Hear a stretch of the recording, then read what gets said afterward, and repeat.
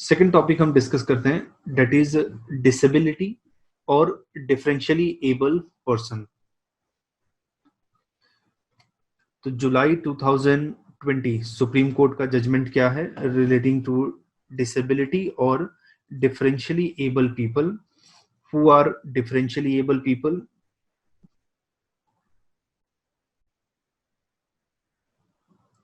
सात्विक, आपका डाउट है, if we develop relation with Iran, is it effect on US India relation? Yes, it will affect, because US is an arch rival of Iran. So if India is having good relation with Iran, so US is bound to face problem, and US will pressurize us so that we don't get too close to Iran. Okay, Satvik? Sure, thank you. So the outline of the topic is, what was Supreme Court observation in July 2020 related to differentially able people? Who are differentially able? Fact क्या है? Constitutional provision क्या है? What are the problems or challenges faced by differentially able people? And what is solution? So July 2020 Supreme Court का observation है. Observation और judgement दोनों में difference है. जजमेंट होता है लीगली बाउंड होता है. सुप्रीम कोर्ट ने जजमेंट दिया, गवर्नमेंट के डिपार्टमेंट को वो मानना ही पड़ेगा. Observation it is like suggestion, कि वो उसको अगर वो चाहे तो मान सकते हैं, नहीं चाहे तो नहीं भी मान सकते हैं. ऑब्जर्वेशन इज सजेशन, बट एक मोरली बाइंडिंग होता है. तो इसमें सुप्रीम कोर्ट ने कहा कि people who are suffering from disability are also socially backward and thus entitled to same benefit as given to scheduled caste and scheduled tribe. अब इसका मतलब क्या है? जो लोग डिफरेंशियली एबल होते हैं उनके लिए रिजर्वेशन इस तरीके से होता है कि 5% उनके लिए रिजर्वेशन है पब्लिक एम्प्लॉयमेंट में, हायर एजुकेशनल इंस्टीट्यूशन में से, जनरल कैंडिडेट के लिए सीट है, शेड्यूल कास्ट के लिए सीट है, शेड्यूल ट्राइब के लिए सीट है. जनरल कम्युनिटी के लिए कट ऑफ मार्क्स है से 80, शेड्यूल कास्ट के लिए है 60 और शेड्यूल ट्राइब के लिए है 50. अब जनरल कैटेगरी के लिए जो सीट होगा उसमें से 5% रिजर्व होगा डिफरेंशियली एबल के लिए. तो से इनका कट ऑफ थोड़ा कम हो जाता है, से कट ऑफ हो जाएगा 70. शेड्यूल कास्ट के जो डिफरेंशियली एबल हैं इनका कट ऑफ हो जाएगा से 55, और शेड्यूल ट्राइब के जो डिफरेंशियली एबल हैं इनका कट ऑफ हो जाएगा से 45. अब इसके अंदर आप देखो कि जो जनरल कैटेगरी के डिफरेंशियली एबल हैं they are having greater cut off compare to schedule caste का जो नॉर्मल पर्सन है without any disability. Schedule tribe से भी ज्यादा है. तो जो लोग schedule caste, schedule tribe community को बिलोंग करते हैं उनके बारे में कहा जाता है they are suffering from social disability. Like कोई शेड्यूल कास्ट का है, शेड्यूल ट्राइब का है, लोग उनके साथ अनटचेबिलिटी प्रैक्टिस करते हैं, उनके साथ डिस्क्रिमिनेशन करते हैं. बट जो डिफरेंशियली एबल हैं दे आर फेसिंग फिजिकल और मेंटल डिसेबिलिटी. से आपके लेग में कुछ प्रॉब्लम है तो आप चल नहीं पा रहे हैं प्रॉपरली, आपके आईज में प्रॉब्लम है so you are not able to see, या आपके ईयर में प्रॉब्लम है you are not able to hear. So physical और mental disability and social disability, इन दोनों को सुप्रीम कोर्ट ने ऐसे इक्वेट किया. उसने कहा कि जनरल कम्युनिटी का कोई डिफरेंशियली एबल है, शेड्यूल कास्ट का कोई डिफरेंशियली एबल है, शेड्यूल ट्राइब का है, तो सबको इक्वल बेनिफिट मिलना चाहिए. ऐसा नहीं कि किसी को आप ज्यादा बेनिफिट दो, किसी को कम बेनिफिट दो. तो इसमें ऐसा कहा गया कि those who are disable they are not just physically और mentally disable but they are socially backward also.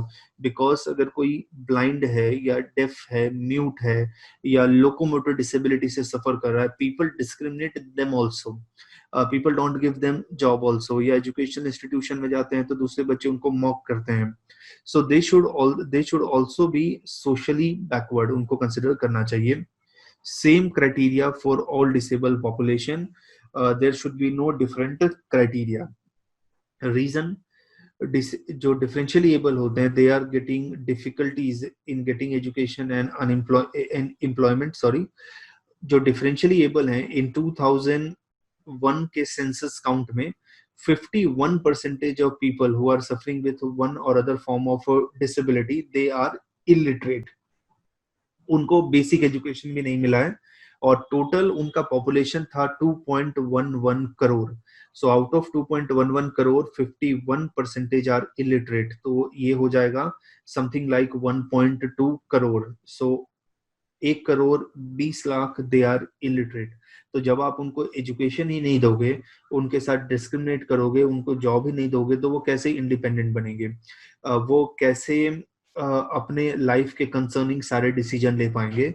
And they are under privilege and they are under represented in educational institution, in government job और in private job. तो ये reason था जिसके वजह से supreme court ने कहा कि उनको सोशली बैकवर्ड कंसिडर करना चाहिए।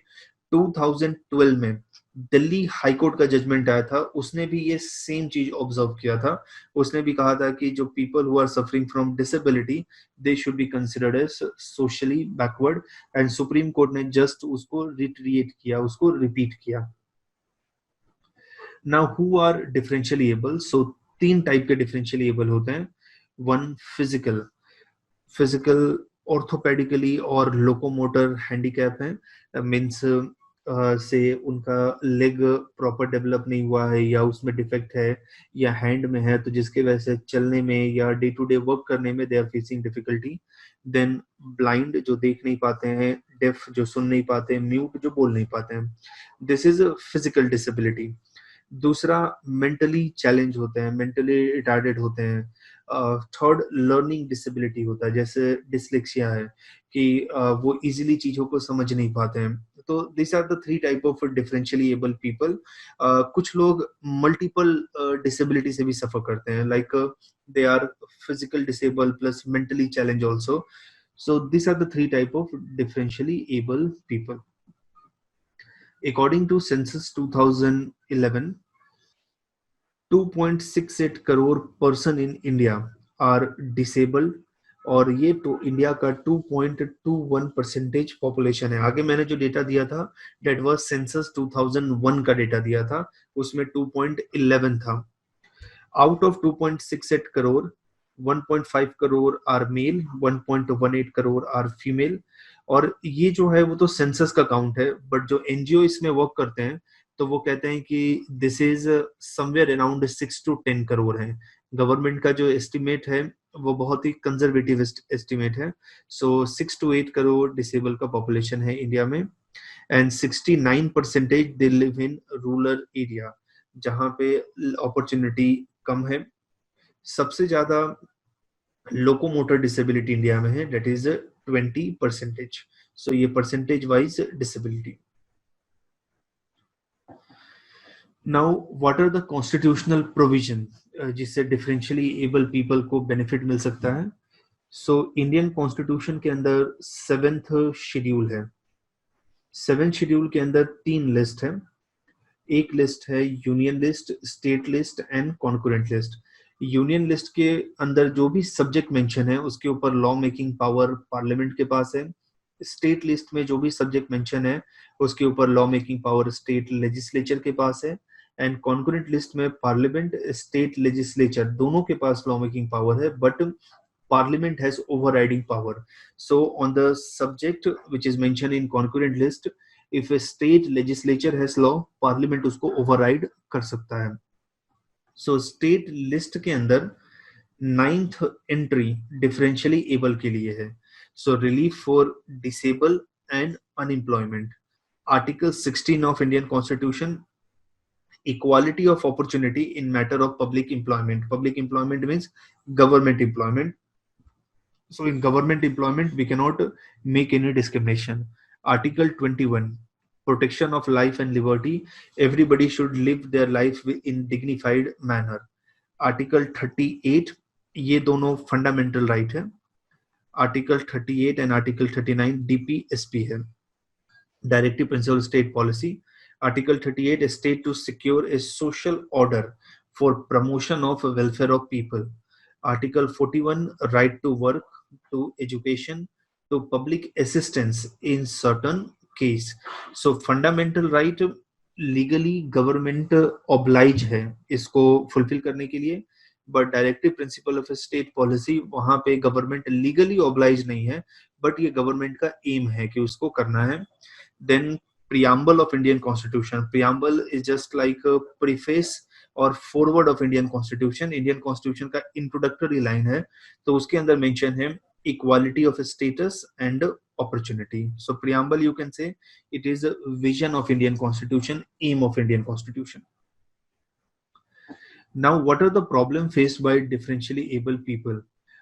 First, they are not able to access government scheme due to physical inability. Suppose करो मैं अभी एक रूरल एरिया में हूँ और एक सिटी में मुझे जाना है गवर्नमेंट से जो मुझे पेंशन मिल रहा है या जो पैसे मिल रहे हैं वो लेने के लिए, या फिर मुझे अपना ट्रीटमेंट कराने के लिए मुझे सिटी एरिया में जाना है, तो मैं पब्लिक ट्रांसपोर्ट को लूंगा. से पब्लिक ट्रांसपोर्ट में बस को लूंगा या ट्रेन को लूंगा. अगर आप पब्लिक ट्रांसपोर्ट को ऑब्जर्व करो तो इंडिया का पब्लिक ट्रांसपोर्ट जो है वो डार्विन का नेचुरल सिलेक्शन थियरी को कंप्लीट फिट बैठता है. कि डार्विन का नेचुरल सिलेक्शन थियरी क्या कहता है कि that is survival of fittest. So only the fittest people can travel in Indian public transport. आपको मुंबई लोकल में अगर चढ़ना है तो you have to be fit, you have to be strong. लोगों को धक्का देके आपको पहले तो ट्रेन में घुसना है और ट्रेन में घुसने के बाद सीट के लिए स्ट्रगल स्टार्ट होता है.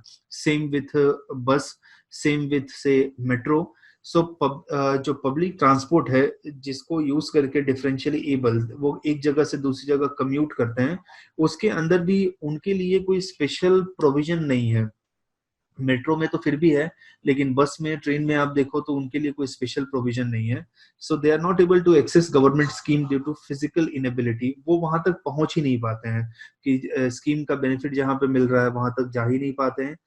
जैसे कि एम्स के अंदर दिल्ली में गवर्नमेंट अनाउंस करती है कि डिफरेंशियल एबल से we will not take a single rupee, but वो पंजाब के गांव से एम्स तक कैसे जाएगा? उसके लिए प्रॉपर ट्रांसपोर्टेशन मैकेनिज्म होना चाहिए. दूसरा लैक ऑफ अवेयरनेस है. 51% of differentially able population are illiterate. So they don't know उनके लिए कौन सी गवर्नमेंट स्कीम चल रही है, और उनको जब पता ही नहीं है कि उनके लिए गवर्नमेंट स्कीम कौन सी चल रही है तो उसका बेनिफिट कैसे उठा पाएंगे. जैसे आज आप एजुकेटेड हो, आप लॉग इन कर सकते हो कंप्यूटर पे और वहां पे सर्च कर सकते हो इंटरनेट पे कि आपके लिए गवर्नमेंट कौन सी स्कीम चला रही है, बट इफ अगर आप एजुकेटेड नहीं है आपको कैसे पता चलेगा. Another is acceptance. जैसे कि किसी घर में कोई चाइल्ड बॉर्न होता है वो डिफरेंशियली एबल है, सो पेरेंट उसको टू मच काइंड एटीट्यूड से देखते हैं. तो हमें क्या करना चाहिए कि जो डिफरेंशियली एबल पॉपुलेशन है हमें उनको टू काइंड बिहेवियर भी नहीं होना चाहिए, कोई स्पेशल अटेंशन भी नहीं देना है और उनके साथ डिस्क्रिमिनेट भी नहीं करना है. Okay, they are born with some defect और they are facing some deformities, but ये ऐसा नहीं है कि वो एक डिसाइडिंग फैक्टर है. आज टेक्नोलॉजी इतना डेवलप हो गया है कि आप अपने घर बैठे एक चेयर पे बैठे आप कुछ भी कर सकते हैं. सो क्यों नहीं हम उनको अपॉर्चुनिटी नहीं देते हैं? तो सबसे पहले सोसाइटी का एटीट्यूड है, फैमिली का एटीट्यूड है, उसको चेंज करना पड़ेगा. And we should give them proper opportunity. कोई डिफरेंशियली एबल है, आप जब उसको स्कूल ही नहीं भेजोगे, आप जब उसको अपने लाइफ के कंसर्निंग डिसीजन लेने में हेल्प ही नहीं करोगे तो वो कैसे फ्यूचर में डेवलप हो पाएगा. इनका रिप्रेजेंटेशन बहुत लो है, वेदर पॉलिटिकल रिप्रेजेंटेशन है या representation in different sphere. Inadequate data and statistics है इनके लाइफ के कंसर्निंग. सो ऐसे रिजल्ट गवर्नमेंट जो भी लॉ फॉर्मुलेट करता है वो प्रॉपर इफेक्ट नहीं आ पाता. जैसे मैंने बताया था कि सेंसस 2011 में इनका काउंट है 2.68 करोड़, बट जो एनजीओ इसमें वर्क करते हैं कि वो कहते हैं कि differentially able people somewhere they are between 6 crore to 10 crore. So see the difference, 2.68 crore multiply by 4 तो वो 10 crore आता है. So government is collecting data just for 1/4 of population.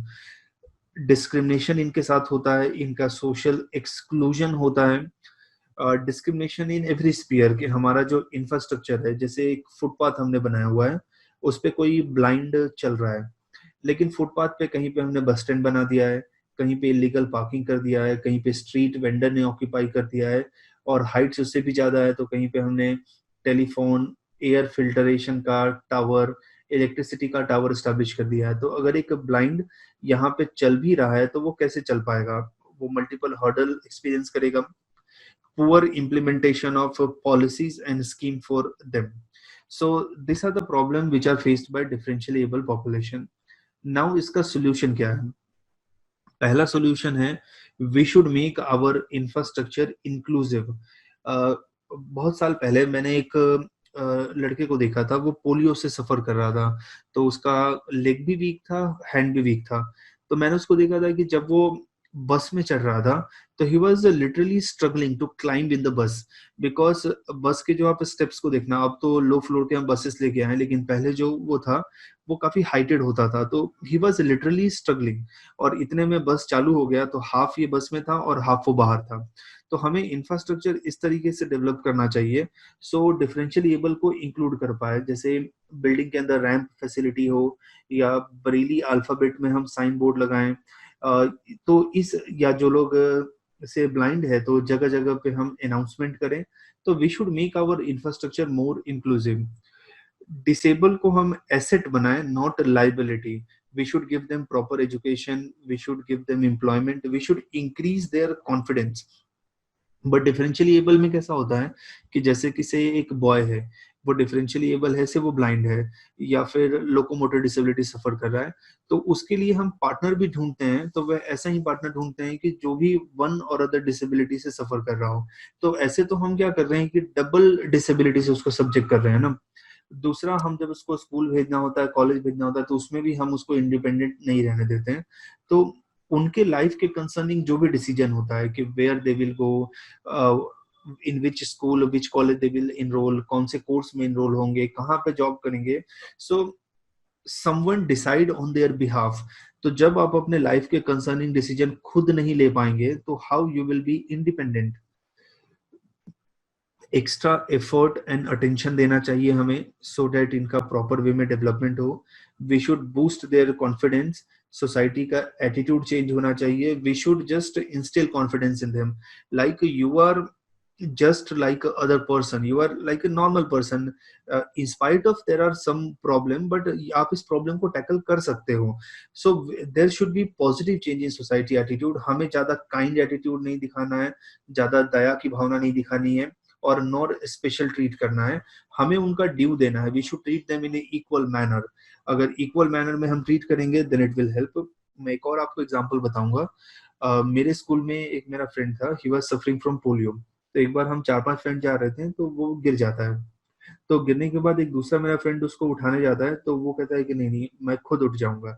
So this show confidence. लेकिन अगर वो हमेशा कोई ना कोई उसको हेल्प करते रहेगा, तो वो कॉन्फिडेंस कैसे बिल्ड होगा उसके अंदर.